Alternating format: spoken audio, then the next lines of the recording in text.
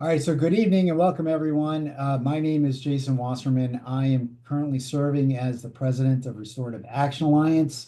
Our program tonight features a discussion between Melinda Bronson and author and restorative practitioner Leif Seligman about what it means to be restorative. Before we get to the discussion, I'll briefly tell you about Restorative Action Alliance. We're a regional organization working to end cycles of sexual and state violence. Our members include crime survivors, people impacted by the criminal legal system, legal professionals, treatment providers, researchers, academics, restorative practitioners, and other justice-minded individuals. Together, we envision a world restored from harm, where every person has an opportunity to heal, grow, and thrive. In a few minutes, I'll introduce our guests, but first we have a few housekeeping items I want to go over. So note there's closed captioning available. To activate it, you simply select the closed caption button at the bottom of the screen.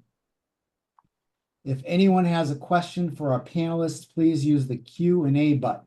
That's also located at the bottom of your screen, and we will do our best to answer your questions during the Q&A portion of the conversation, which will be a little later. If we can't get to your question tonight, we will be sharing our contact information at the end of the discussion. And again, Amber had asked me to reinforce that closed captioning is available. To activate it, simply select the closed caption button found at the bottom of your screen. So I'm happy to introduce to you our conversation participants this evening, Melinda Bronson and Leif Seligman. Melinda Bronson is the education team chairperson at Restorative Action Alliance. Melinda was drawn to Restorative Action Alliance's mission as a survivor of domestic violence and as a justice-impacted individual and family member.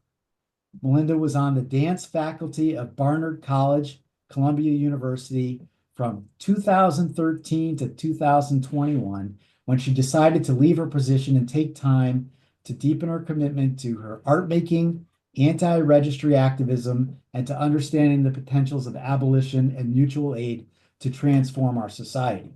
She is a small business owner, educator, lifelong mover, and dancer whose lived experience has shown her the traumatic impact of interpersonal and state harm on body and mind. She deeply believes in practices of movement, breath, and meditation to transform and heal the self. Melinda received her master's degree in women's studies from Southern Connecticut State University in 2010, and she is a 500 HR certified yoga instructor and end-of-life doula. Wow, that is a lot for me. All right. So Leif Seligman considers herself a daughter of the trees, grateful to live in Maple Nation. As a restorative practitioner, Leif draws on her experience as a jail chaplain, a prison educator, congregational minister, college instructor, and human being. She facilitates peacekeeping circles, immersive learning experiences, and restorative processes of accountability, healing, and transformation. Leif delights in bringing tenderness everywhere. And if you've heard Leif before, you know you're in for a great night. And if you haven't, buckle up. You're going to enjoy the evening. I'm going to go off camera, but you might see me again in the Q&A. Thank you, everyone, for being here tonight with us. A big thank you to Melinda and Leif, especially for being here and having this discussion. And now I'm going to turn it over to you, Melinda, and you're up. Thanks so much, Jason. I am really honored to be here with Leif Seligman this evening. Leif, thank you so much for taking the time to be in community with us. And before we jump into the questions, I'd like to just invite you to take 3, 4, 5 minutes to talk about your work, or even longer. That could, be an hour, but we only have 3 to 5 minutes right now. And to talk about your work, and I'm going to hold your book up, Being Restorative. Well, thank you, Melinda. Thanks so much for inviting me, and Jason and Jesse and Amber and Kim, everybody at RAA. It's a delight and an honor, truly an honor to be among you this evening. And thanks to everyone who's joining, because it would be lonely. Well, it would be lovely to just chat with Melinda, but it would be a little lonely. So yeah, an overview of my work in the world. My work in the world is to be restorative to the best of my ability. Sometimes I'm paid for that work and sometimes I'm not.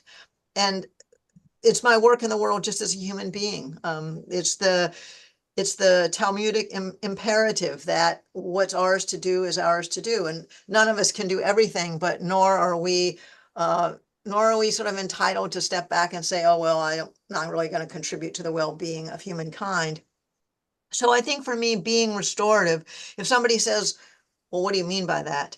I've tried to boil it down to the essence of what it means for me to be restorative is to be guided by the question, am I in right relationship with all being? Am I moving toward right relationship with all being? And if I'm not, what is necessary in order to get there? And I feel guided by what I call the 4 restorative verbs. So the 4 verbs are to notice, which is just to notice always first what's going on in my body, what's going on with me, so that then I can have a sense of what's going on with me, which allows me to then notice what's going on with you without projecting what's going on inside me onto you. Because I can go, oh, this is mine. Now let me be curious about what's going on with you, Melinda. And then, so noticing leads then to wonder. So that's the second verb, wonder. And my hope is that in being restorative, I can replace judgment with curiosity. So that's a simple way of being restorative in the world is, I mean, it's human nature to judge. Sometimes it's necessary to judge, to discern, is this plant, going to be poisonous or nutritious? Is this road going to get me where I want or lead me somewhere where I will be lost? So, but the kind of judgment I'm talking about is what we often do with human beings in a hierarchical setting where we decide, we sort people out and go, okay, well, this person's more valuable than this person's worthy, this person's not. So it's much more interesting for me to just be curious about, so what happened? What's your story? What matters to you? Where are your tender spots? How can I offer you warm accompaniment? So noticing, wondering, and then the third verb is to acknowledge. And that feels super important to me in the context of being restorative, because first I have to acknowledge what I am responsible for, to acknowledge my own accountability for the ways that I have light and gifts in the world and a responsibility to show up with them, and to acknowledge the harm that I have caused, the ways that I'm trying to heal that harm, the ways that I stumble, the ways that I sometimes don't have sufficient light, and so I stumble more. So acknowledgement feels important. Acknowledging what I don't know, acknowledging that I don't have anyone else's lived experience. So I can never presume to know what someone else is experiencing. I can just be curious, go back to wonder. I can notice. And the last verb is to appreciate. And most of the time I mean that as understanding more fully. So I can appreciate someone's pain. That doesn't mean I'm grateful for it. It means, I understand more deeply how someone's pain may be motivating them or may be restricting them, or how someone's joy may come alive. I can appreciate. And sometimes it does have, to do with feeling gratitude and expressing gratitude. I appreciate the opportunity to be here tonight. That's a gratitude piece. And I feel like at the end of the evening, hopefully I will also appreciate the opportunity to have listened and understood more deeply other people's questions or concerns or points of view. So the 4 restorative verbs kind of anchor me. They just help me in terms, as you mentioned before, I think Jason mentioned, part of my restorative practice is as a circle keeper. And so sitting in circle, I'm a protege of Kay Pranis, the wonderful circle keeper, Kay Pranis. And so for me, sitting in circle, it really helps to ground myself with those 4 verbs. And as Kay would say, we don't just sit in circle to sit in circle. We sit in circle to become really steeped with the values of a restorative worldview, and then carry those values into the world, into our daily lives. So I think that's enough in terms of a frame about being restorative. It's just for me really saying, can I be part of an effort to restore the possibility of wholeness and an awareness of our interconnection? Because sometimes people, especially in a restorative justice context, will say, well, how do you restore a relationship that never existed? Or how do you restore peace or harmony when there hasn't ever been any? And so that's not the I mean, sometimes that is a goal, but the restoration for me is just restoring the possibility of a world where all of us could flourish. Right? Restoring the possibility for each person to feel whole and know that we're all connected, and therefore we inherently belong with and to one another. So that's my 3 to 5 minutes. I hope I didn't go over. Oh, no, no, no. So it sounds like there needs to be for some of us, some preparation even before we can take on those 4 verbs. But as we go through our daily life, not paying much attention, how do we get to that point? But my question is, many people think of restorative justice and victim offender conferencing when they hear the word restorative.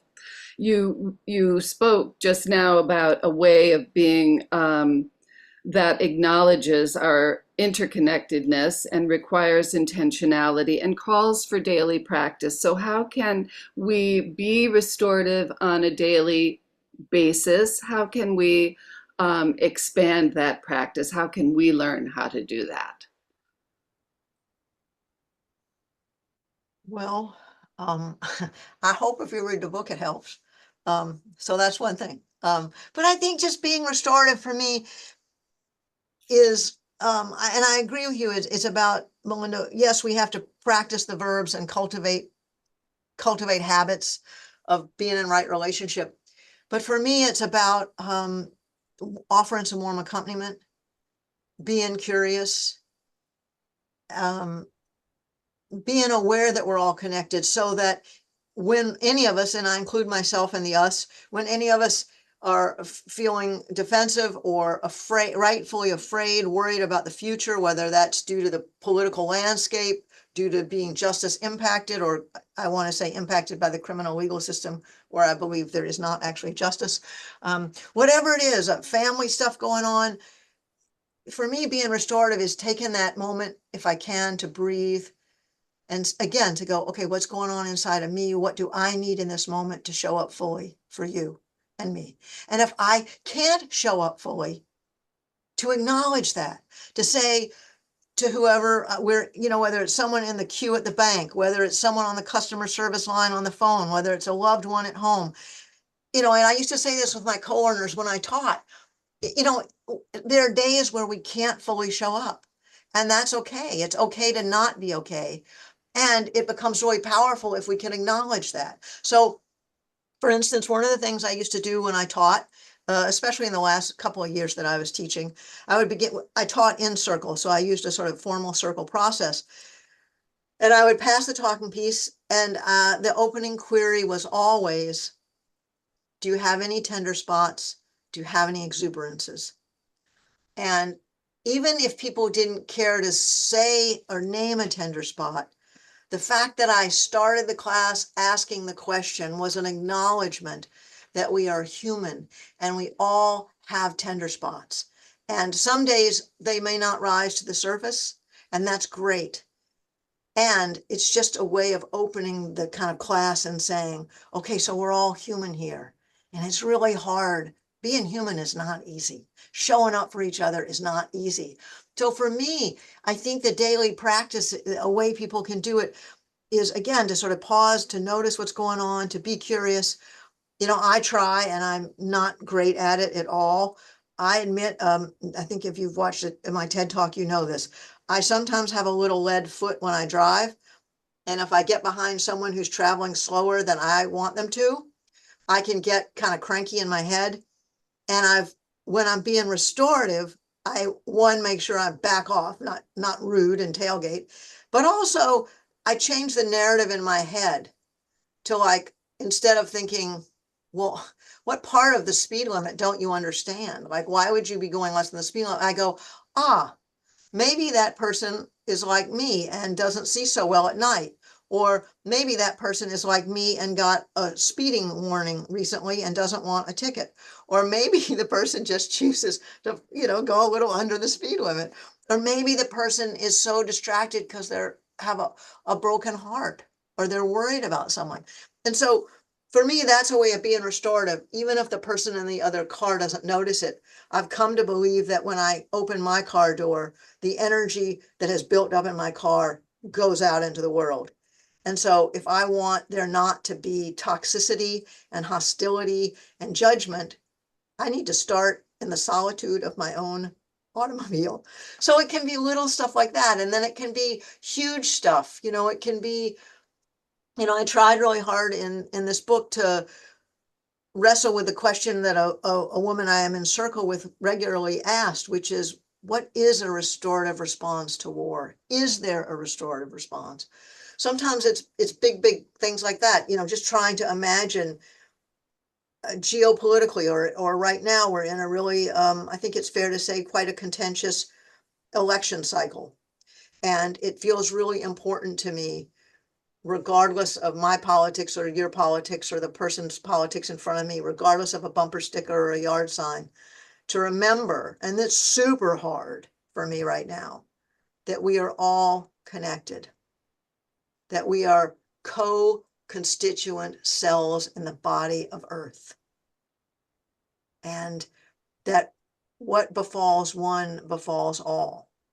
And so someone else's suffering is not unrelated to me. And so therefore, for me, if I can even just hold that thought for a nanosecond, and then tomorrow I can hold it for a full second, and then maybe in a week I can hold it for 10 minutes.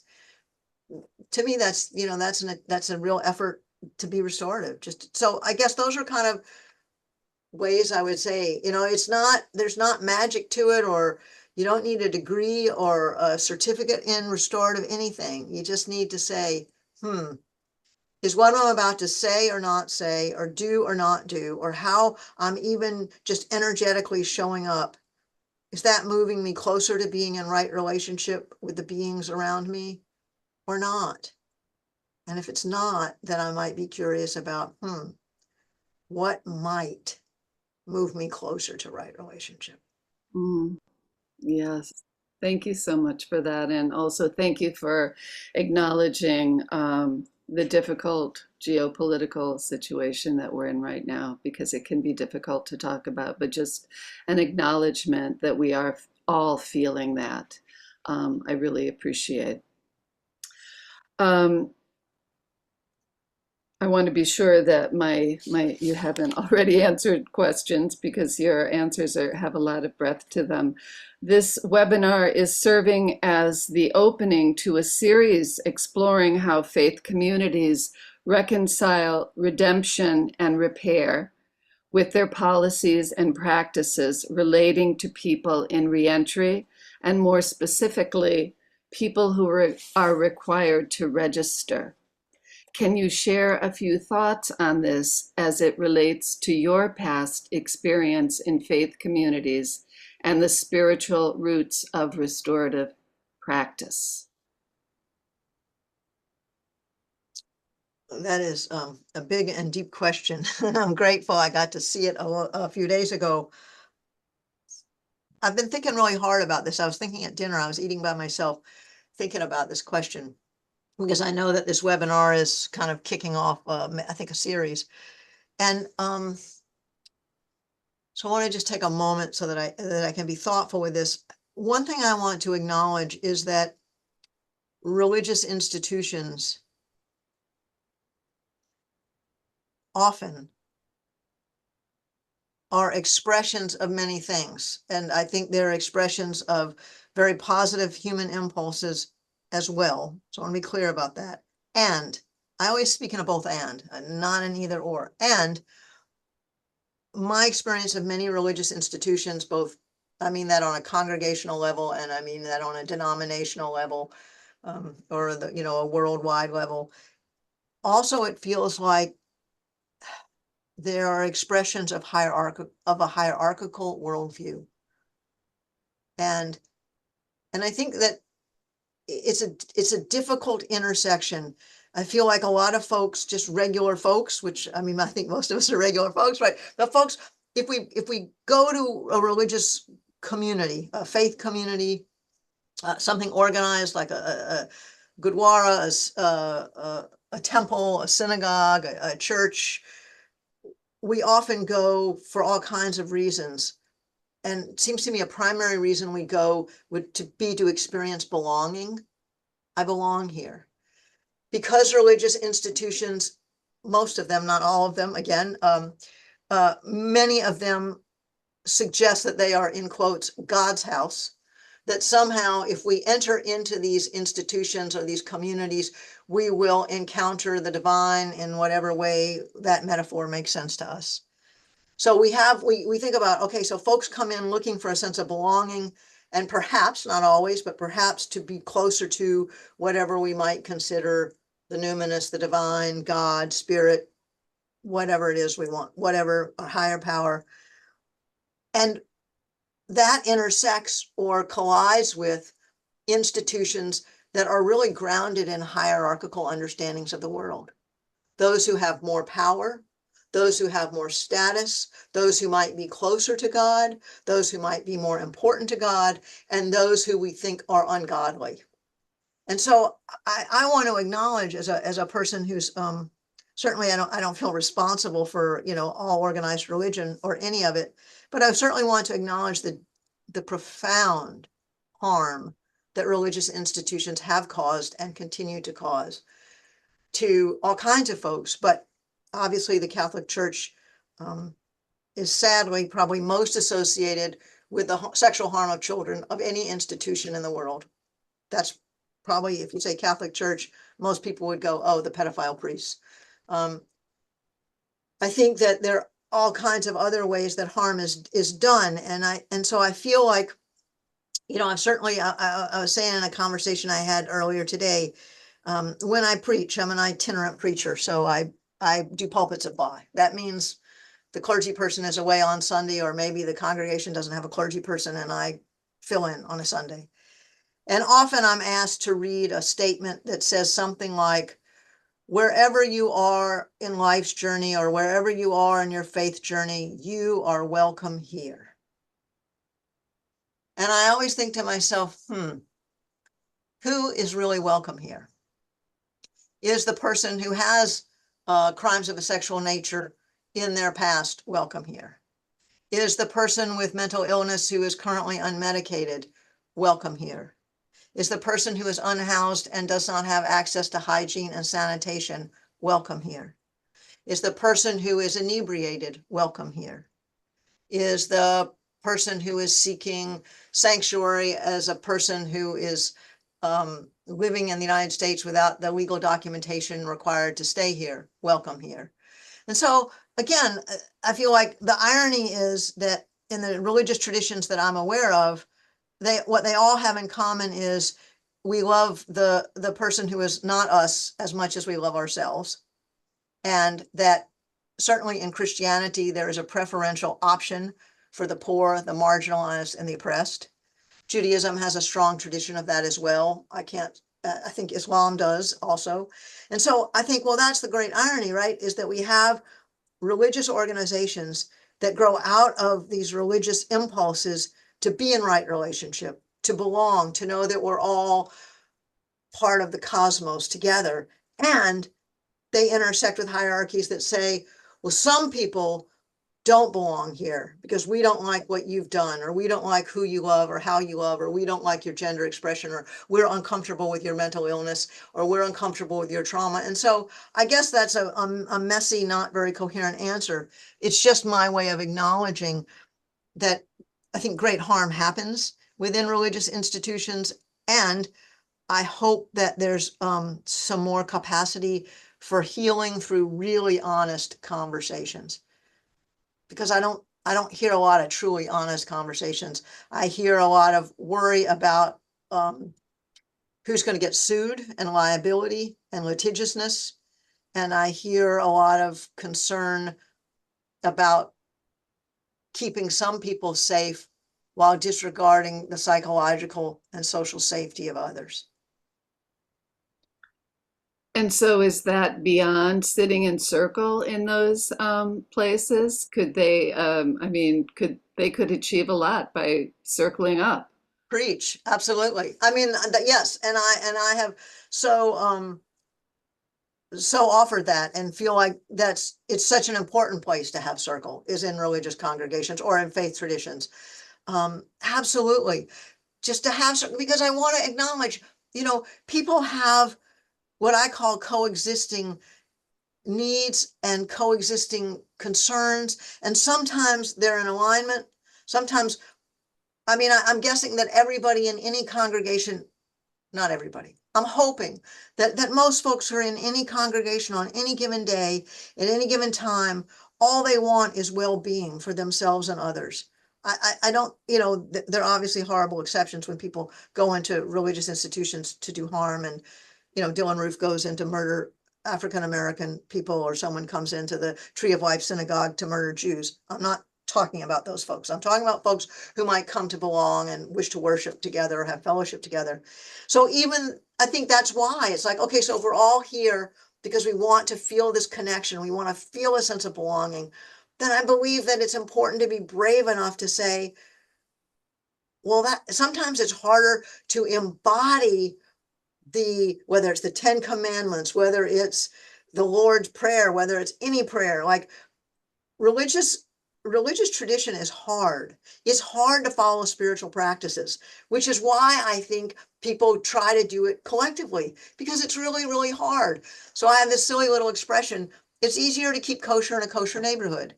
I don't actually keep kosher, but I'm a vegan. So, which is kind of my form of kosher. It's my way of trying to do less harm in the world. And so for me, it's much easier to sort of maintain my vegan dietary laws, as it were, or ways of being, if I'm in a place where there are lots of other vegan people.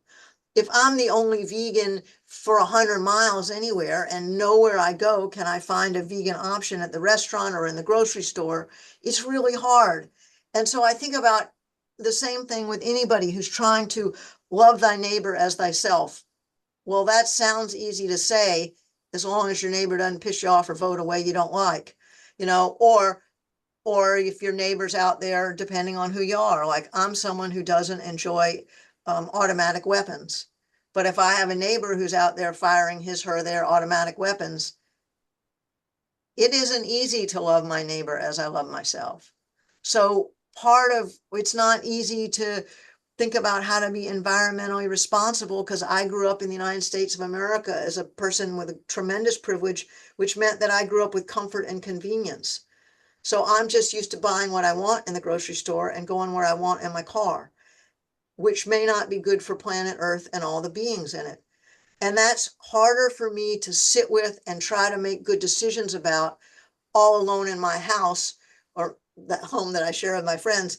Whereas if I'm in a religious community and there's 50 other folks or 20 other folks who are also trying really hard to discern, what does it mean to be in right relationship with planet Earth right now? Well, that's what I mean. So it's so important to circle up with people. And we have really different approaches, right? So for me, the most logical thing, or it's not even logic, it just feels like the clearest thing to do would be to circle up about how do we meet coexisting needs for everyone's safety, right? So if someone says, hey, I'm in a congregation and I was sexually abused as a child, I know how harmful that experience was for me. It was horrible for me. And I would never want that to happen to my child.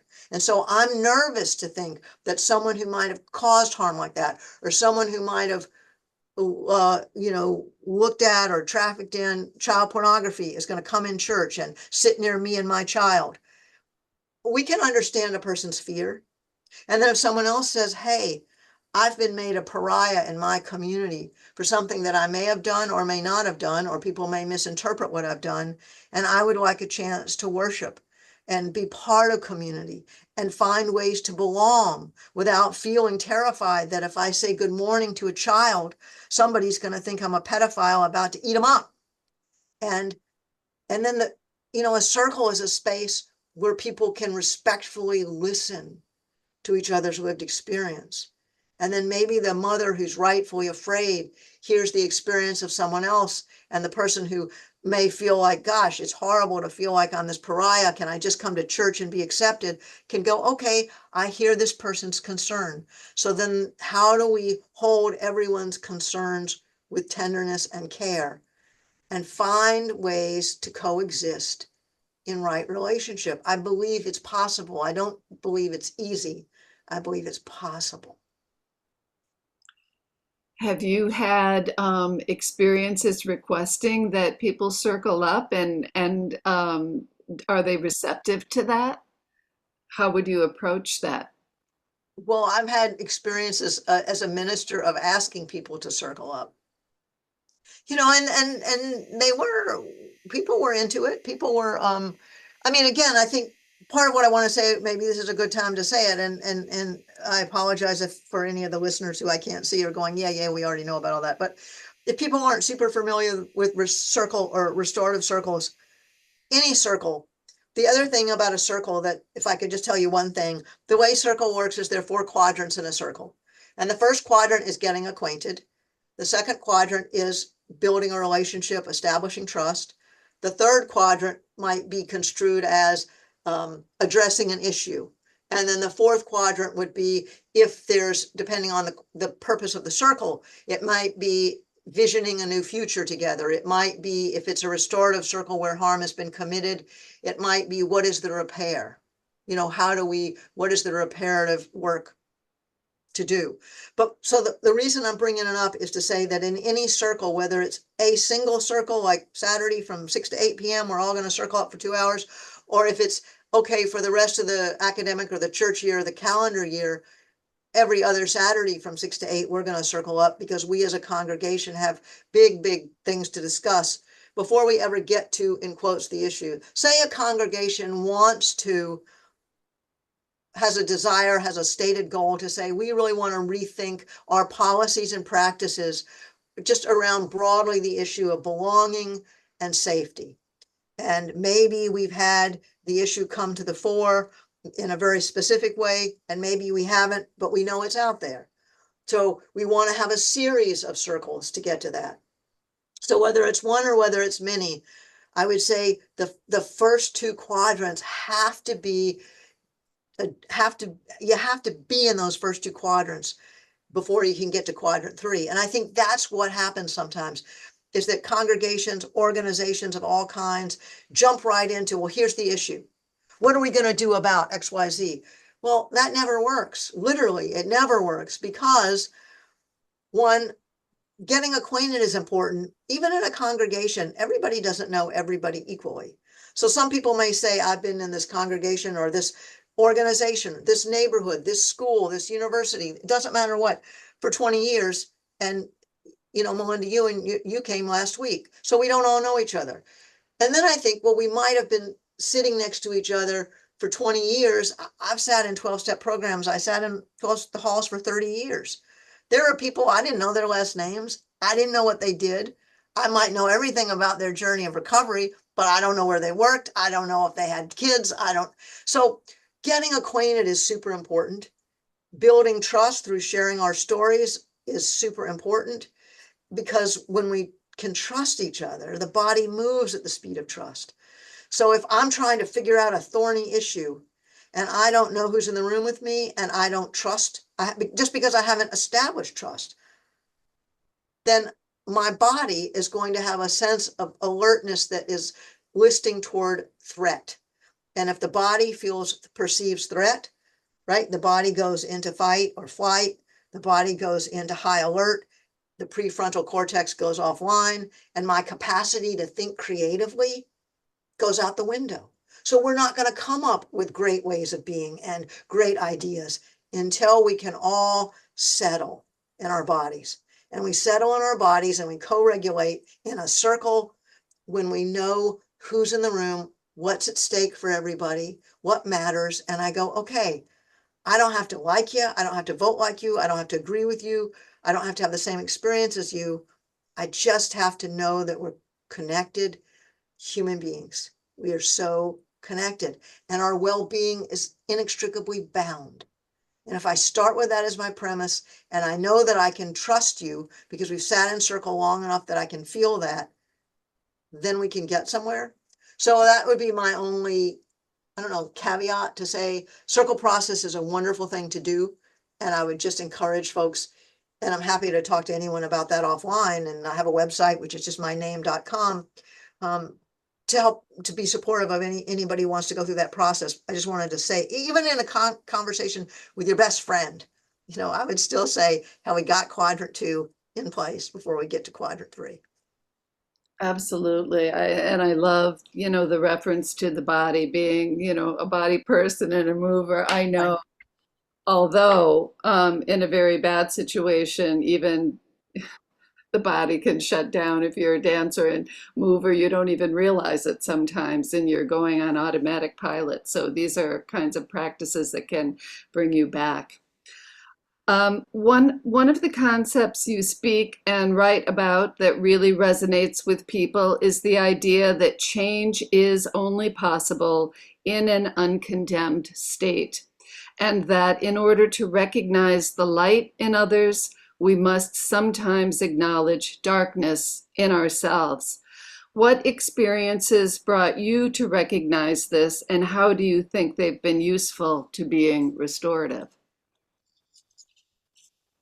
Well, I have a wonderful dear friend, shout out to my friend Margaret Love Denman, who gave me this line. She said, I think she said her father said it to her, but the line is a paraphrase of what you said. It is only in an uncondemned state that any of us can change.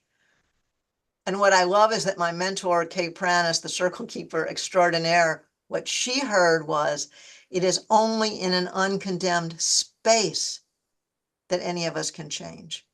And she took that to mean that in circle, no one can be condemned or there's no space to change. So the phrase works either way. I think the original was an uncondemned state. And what that means quite simply, and yeah, I can speak to my own lived experience around that, is that once we condemn a person, then there's no reason to revise, right?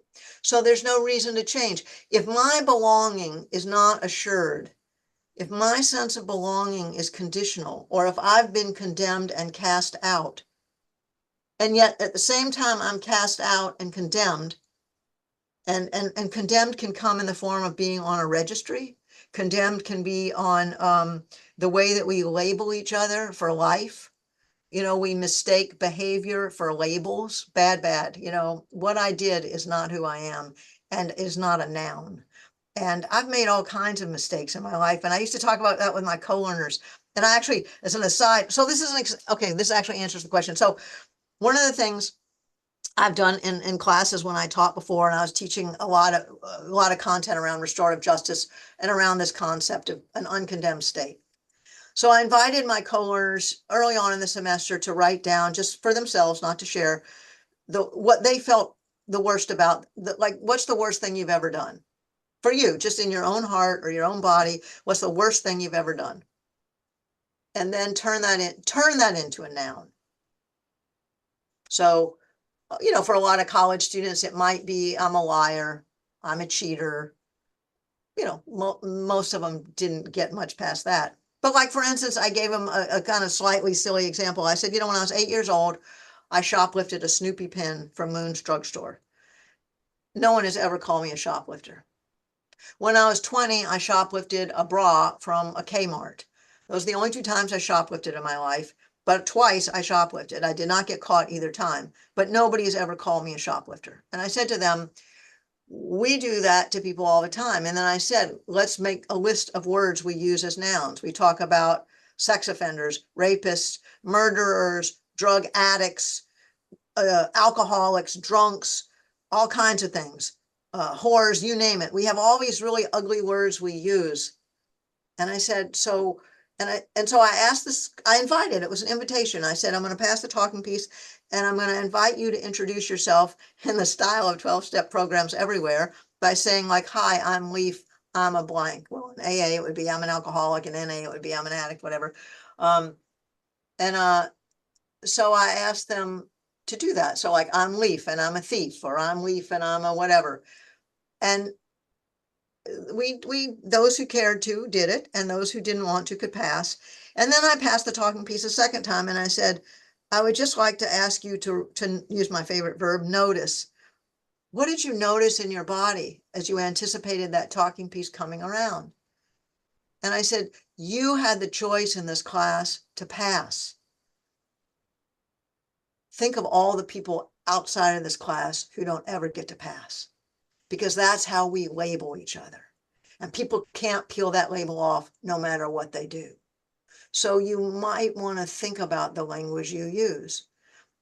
And so I would say, in all the years I taught, anytime I had a co-learner write a word like prisoner, inmate, convict, addict, I would always circle the word and write, who does it serve to use this language? So I didn't say big X wrong. I just said, who does it serve?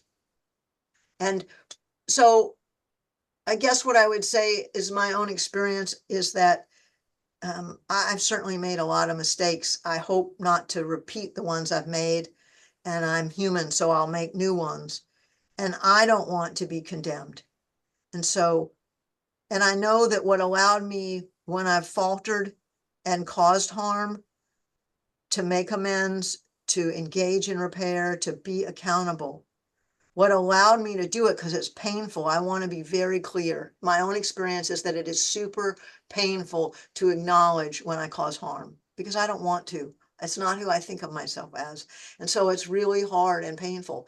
So what makes it bearable is to know that my sense of belonging and worth is assured. That the reason I want to do better, that I want to repair the harm, that I want not to perpetrate that kind of harm ever again, is because I want to be a useful member of my community. And in order to be a useful member of my community, I have to have a community that welcomes me and wants me. And when we turn anyone away outside the gates to say, you stay out of this neighborhood, of this community, of this society, we've condemned the person.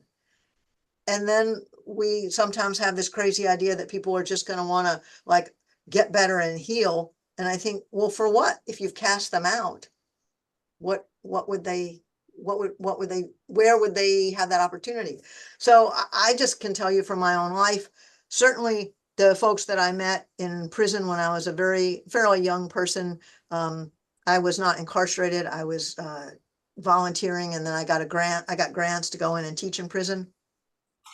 And I think that was super formative for me in my late 20s to meet, mid-late 20s, to meet incarcerated folks who, and I guess the darkness and the light part, sometimes that metaphor makes me uncomfortable, but I always try to find myself in someone else. The sick activist and writer Valerie Kaur has a beautiful way of saying, everyone is a part of myself I have not yet met. And so I try to think about how do I find myself? So when I was 28 years old and I was teaching a writing course in a prison, and I found out that my two favorite guys in my class were both serving time for rape, and the world fell out from under my feet. I was this radical feminist women's studies instructor. It was like, no, anything but rape. I don't want to know you rape people. And then, because they had faced their own darkness and were willing to own what they did and try to heal themselves so they would never cause that kind of harm again. And I had to say, okay, I haven't raped somebody. Where have I used my physical force over someone who's less powerful than me? I could think of an example of that. So it doesn't have to be that I've done the exact same thing as the next person, but I can find myself and I can say, no, I've never, at least to my knowledge, I've never taken a human life or caused a human person to die directly. Although certainly I engage in practices that endanger people all the time. So I'm thinking about all that, and I'm thinking that's just what I mean. It's so easy for us to scapegoat and to say, well, I never drove drunk and killed anybody. I drove tired and I could have killed somebody. I've driven distractedly and could have killed somebody. And so I have to go, okay, I don't know of anyone I killed, but you know, the truth is I've studied enough in the world to know that agricultural workers are exposed to toxins and pesticides and labor abuses and sexual assault, that the people who, you know, pick the cotton that makes my cool shirt jack and dye the fabric are often tiny children in other countries, many of whom die. We know about people who do content, you know, who get conflict minerals in our iPhones. So to pretend that we don't have anything to do with other people dying is not honest. So part of what I'm talking about is, if I can look at the ways in which I don't mean to harm, and yet I still do cause harm, or I engage in practices indirectly that directly do cause harm, then I go, wait a minute, I don't want you to condemn me because I have an iPhone. I don't want you to condemn my beautiful best friend housemates because they just bought an electric car, and we know what it takes to the earth to get lithium and that cobalt and those minerals, and what happens to the people in Rwanda who are small children getting the minerals out. I don't want you to judge them. I don't want you to condemn them. And if I don't want you to condemn them, then I don't get to condemn anybody. I don't get to even condemn the people who have done stuff that I find horrific. I can say, hey, what you've done is completely unacceptable for me morally. You know, people who murder or who cause, you know, violent harm, that's unacceptable. And I also want to be curious about what leads people and what happens to people, so that that's the way they try to meet an unmet need. But people who do it on a grand scale, even, I have to say, I don't want to ever condemn a human being and say you're outside of the gates of humanity, because I don't want you to shut me out. Because I actually, not just because I don't want to be left out, I think too, I know that we all have gifts. And I really want to be curious enough about the gifts of people who I can't right now see their gifts, and I can't see their good, wise, and powerful good parts. But that doesn't mean they don't have them. It means my sight is limited. So that's a piece of. So beautiful and deep and profoundly. Thank you so much. Just before we segue into our Q&A, I have one question, and I think in the overall, you've probably answered this one as well, but maybe to synthesize a little bit. In your book, you refer to many mentors, teachers, and relationships that have informed your work. You seem to be a lifelong learner and observer. What, if any, advice do you have for people about developing their own ways of being restorative? Well, I would just invite people to just notice the ways you're already being restorative. Because it's not, I think everybody has ways that we all engage in being restorative. And so I would say, if you can notice and then amplify them, and then notice other people being restorative, and not just people. I mean, the part of the reason I say I'm proud to be a daughter of the trees is that's my spirit. My spiritual teachers are the trees. You know, that's to whom I pray. The trees are wise. They're wise, wise, wise beings. And so all kinds of beings can show us what it means to be restorative. Literally, trees, forests, ecosystems, all kinds of the more than human world is showing us all the time. So I would say notice, and when you observe or witness another being being restorative, then feel free to emulate that. You know, certainly there are wonderful people far wiser and more eloquent than myself who write, and Valerie Kaur I mentioned, that's Kaur. She's on a big tour right now in the United States. But there's so many people whose work I read and listen to and depend on.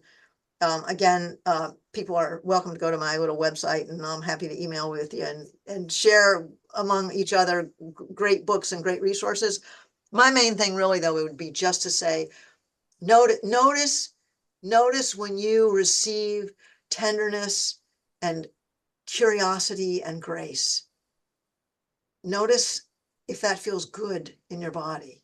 And if it doesn't feel good, be curious about why it doesn't.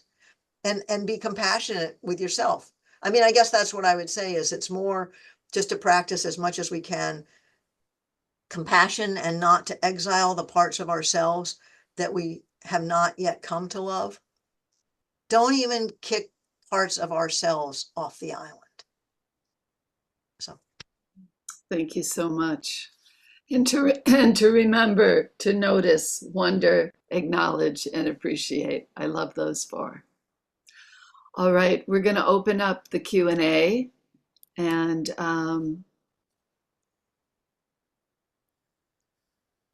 do I have any questions coming my way, Jason? So let's just remind everybody that you can, at the bottom of your screen, you'll see a Q&A box. And if you want to pose a question there, you can do that. And at the moment, we don't have any questions.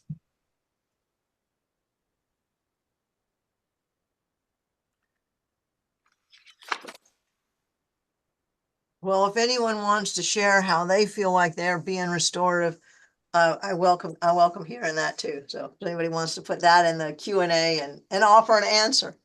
So you mentioned while we're waiting, you mentioned your book. Do you have a copy in front of you? I think Melinda does. I do, yes. Can you mention that? Can you talk like for a second about how that came about and Sure. what the book is? Sure. The book is a collection of pieces, I guess. Some of the pieces are memoir, read like memoir because they are memoir, and I would say are quite personal. Because so what I wanted to try to do with the book is, as I mentioned, I've read many, far too many to name, wonderful, important books about restorative practices, all kinds of stuff. And often, as the first question I think Melinda asked, so often people hear the word restorative, which is often followed by the word justice or restorative practices, say restorative practices in schools. And then they think quite concretely about, oh, that means, being in a circle or being in a restorative conference where this person does this and this person does that. And I thought, well, it's bigger than that. Like if a restorative justice process is the birthday candle and restorative practice is the cake, being restorative is the bakery. And I thought, I want to try to put together a book that allows people to think about being restorative in all the elements or all the elements of our lives. So there are essays in the book about, like I call it the Vegan Chronicles, because for me, that's a way, it's a way for me. I want to be very clear. It's not a way. I'm not proselytizing to others. I'm saying for me, it's a profoundly imperfect, but meaningful way that I can be restorative in the world. So, because I eat 3 times a day, so it's got a big impact. And then there are pieces of memoir about my family relationships, because we often, the places of great healing and great harm are within our families, families of origin, chosen families as well. So I have some pieces about that. Then I have pieces that are I have 3 essays about what my co-learners taught me about teaching restoratively. So there's that. Then there are essays about my experience working with people who are incarcerated. And then there are just some essays where I'm trying to connect the dots. Because I think one of the other thing I think I really wanted to do, Jason, in this book is I feel like we live in a culture that's so focused on asking individuals to account for their harms.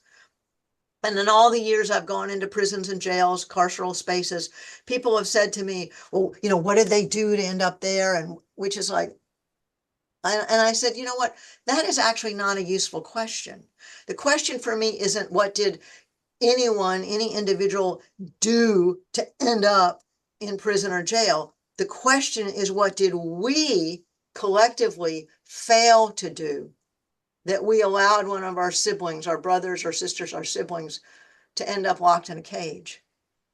Yeah, What is our failure of imagination that we have not thought of other ways to nurture and to educate and to love and to cultivate a sense of belonging and worth and curiosity, and help people identify what are my needs and how can I meet them in ways that are not harmful to myself or others.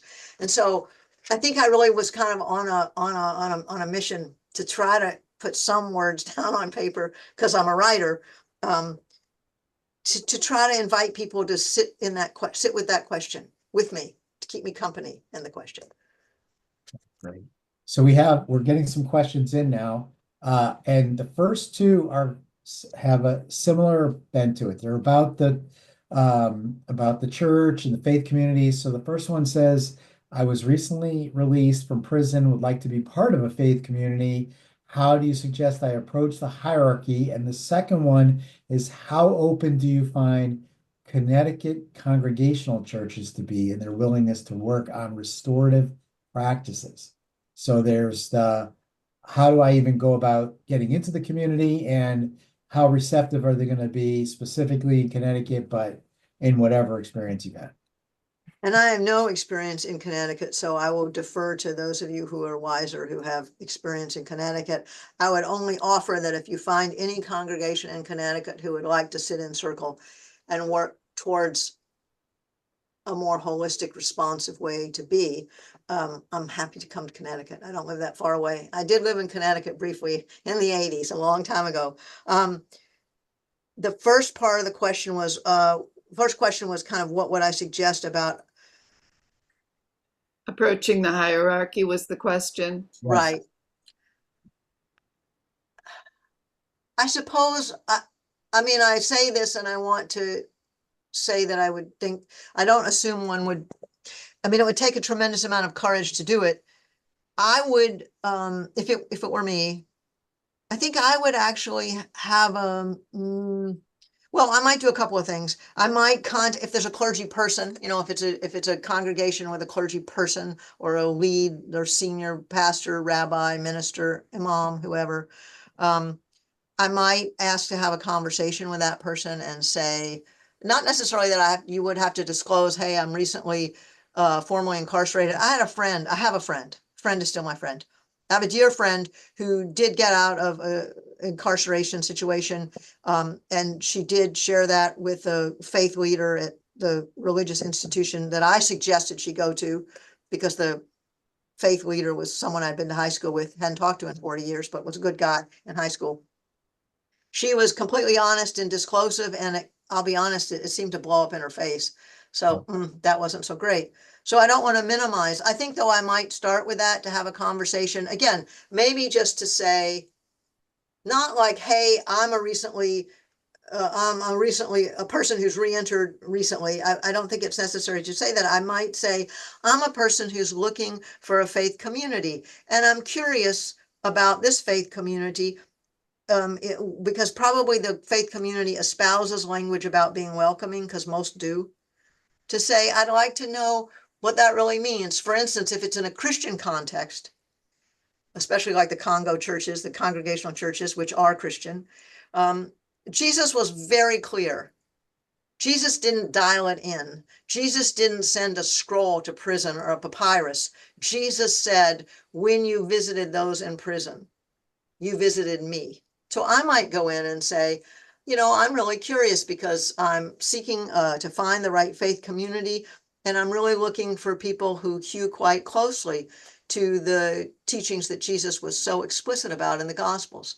And so I'm interested, what is the ministry of this church in regard to ensuring a sense of belonging for folks who have been just as involved, just as impacted, their families, their friends? I'm just wondering, would this be the kind of place that would embody the teachings of Jesus or merely espouse them? Because, to be honest, I don't care to be part of something where they just espouse it. I'm into the embodiment. Where, rector or pastor, would you say you are in this? Where is your congregation? I'm serious. I would really flip it that way, so that it's not about, oh, I'm hoping that you'll accept someone like me. It's like, hey, are you living out and trying to embody the values and the teachings, or are you not? Because I'm interested in the ones where we're walking the talk. So that would be my approach. And then that way, if you don't get a good vibe, you haven't laid yourself bare. Because again, like I said, I felt horrible. I sent my friend to this person. I'm trying to honor anonymity and not even mention the faith tradition. But I felt horrible that it didn't work out. People made ugly judgments. And so I want to protect, your tenderness. So I would frame it that way. And if you, the person asking the question, who I can't see, but if you don't feel comfortable going alone, maybe you would take a friend. And if you don't feel comfortable going at all, ask a friend to do it for you. I mean, I would do that for someone. I would go to any church in Connecticut and say, hey, I'm interested in whether I want to worship here. So I have some questions for you. Love And that. maybe your lay leaders, maybe some other folks in your congregation. Maybe we could even have a circle and discuss that, because maybe it's unclear among the whole congregation how people feel about this. I hope that helped. I love that. Looking at it from an entirely the other side, right? A different perspective, a more empowered perspective. So here's one. What might be a good way to approach legislators about restorative justice for those on the registry? Well, to be fair, I think you folks at RAA are the experts in that. So I would defer to the wise people like Jason and Melinda, Amber.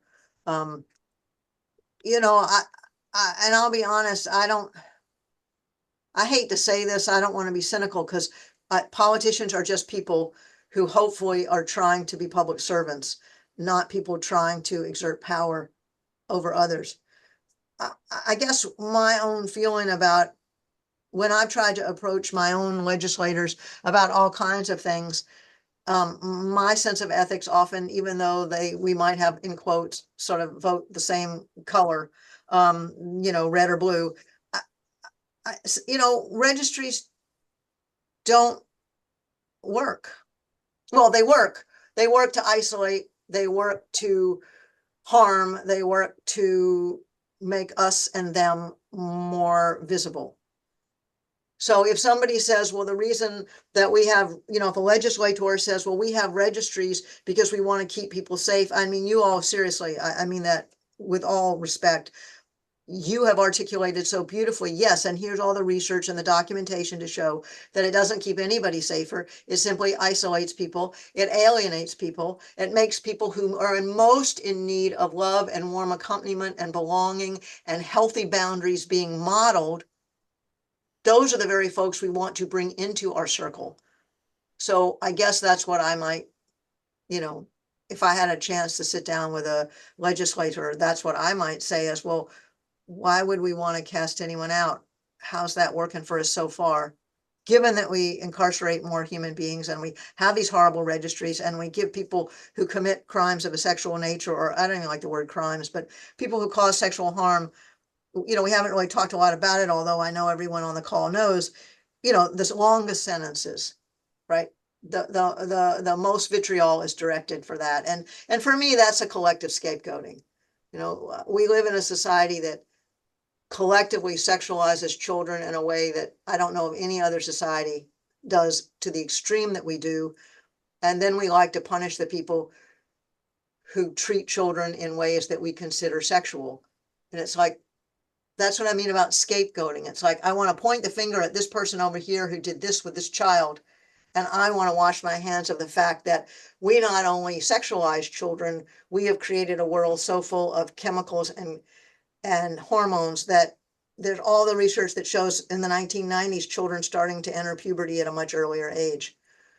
That's on us as collectively. And so I guess that's a long-winded answer, but when I think about legislators, I want to say, with all due respect, what is your need? If your need is to keep people safe, is there a way to do that without causing harm? Because if you're keeping, in quotes, some people safe, which you're not, then you're not serving the public. So yeah, but I would say, go to you folks. And Melinda, you want to take a stab at it, or you want to pass on that one? Sorry, Jason. You want to take a stab at the answer also and add on, or do you want to pass on that? So I could add a couple thoughts if you. please. Yeah, please, Yeah, Jason. I mean, I think what Leaf hit on, a lot of it is going in there and bringing logic, and the facts. The issue, though, is for a lot of politicians, it's about saving face for the next day.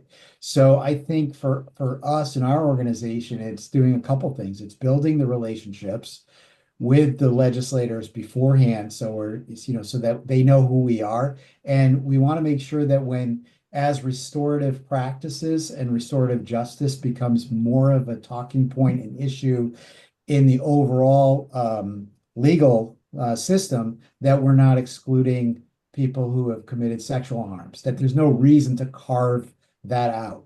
So the way you approach it is the way you approach everything, is you want to be at the table when those discussions are happening with other organizations so that it's not carved out.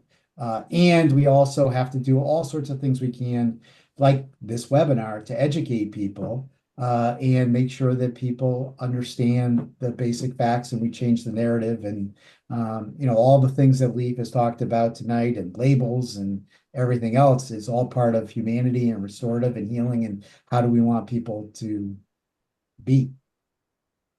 So that would be my answer. Yeah. So, for those of you who are asking about being in touch, please do feel free to go to the website.